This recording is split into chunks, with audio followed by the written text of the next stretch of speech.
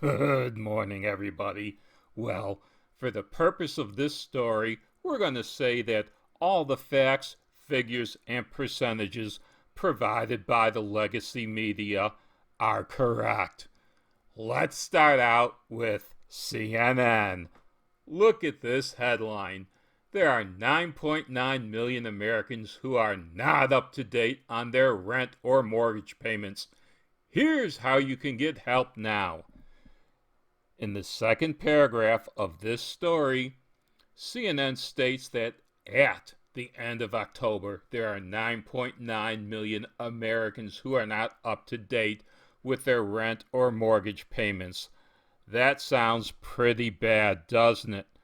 Let's go back a month in time to a different legacy media news source. Yahoo Finance. Americans behind on rent and mortgage payments are less likely to vote, according to this study. And take a look at the number in the very first sentence. Over 17 million Americans were behind on rent or mortgage payments at the end of September. So we've gone from over 17 million people behind on their rent or mortgage payments in September to 9.9 million in October. So from September to October, there was somewhere between 7 and 8 million people who caught up on their mortgage or rent payments. Let's back up one more month, shall we? This is from CNBC. A full third, well, almost, shouldn't say a full third, almost a third, 32% of Americans had outstanding housing payments at the beginning of August. So, at the beginning of August, we had approximately 1/3 of people struggling with rent or housing payments. A month later, in September, it went from a third to over 17 million to right now 9.9 million. I like where this is headed. CNN shows the glass half empty. I show the glass not only half full, but somebody's pouring water into it. Oh, and before I leave this story behind, take a look at the picture. Housing is a human right? No, housing is not a human right. Nothing is a human right that is dependent on others. Now, housing, of course, is a necessity. You need 3 things to live. You need clothing, you need food, you need housing. It's up to you to provide yourself with these things. It's not up to me to clothe you. It's not up to me to feed you. It's not up to me to house you, and it's not up to me to give you medicine. These people that think housing, food, clothing, medicine are rights, they're like good old Blanched here, aren't they? Whoever you are, I've always depended on the kindness of strangers.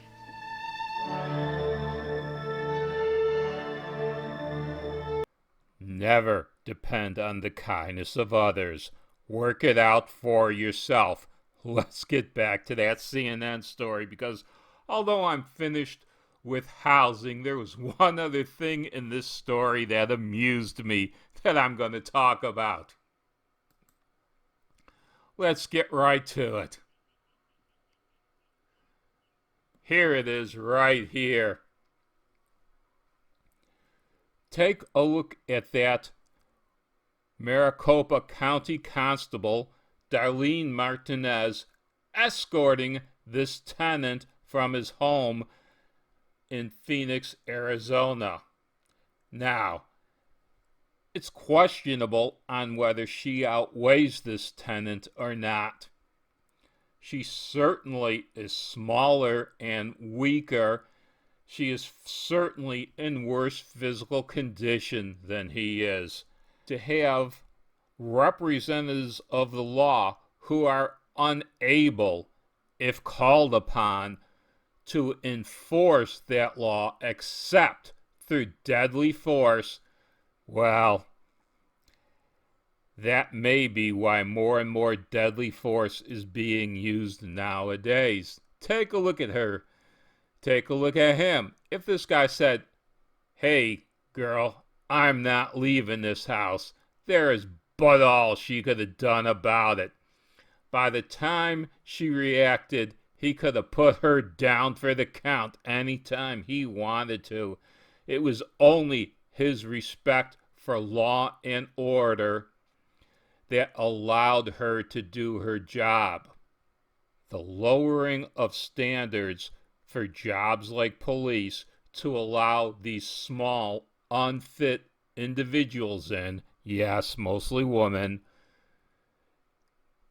is probably one of the reasons why law and order is breaking down right now. Sure, help is only a call away, maybe 3 or 4 minutes, but in her case, help would come too late. Here's another thing. What if she was trying to run this guy down because, well, he was stealing something? She would have no chance. In order to stop this guy from fleeing, if she was determined to stop him, she couldn't run him down. She's not quick enough, I guarantee it. She'd either have to pull her taser, and let's ignore that for right now because within a few steps he'd be out of taser range. So in reality, she'd have to pull her service weapon to stop a thief from fleeing if she was determined to stop a thief or criminal from fleeing. This is why we need our law and order people up to a certain standard. We don't need these weak, small individuals being representatives of the law. We need representatives of the law who could uphold the law when people are insistent on breaking it, not just when they're willing to comply with it.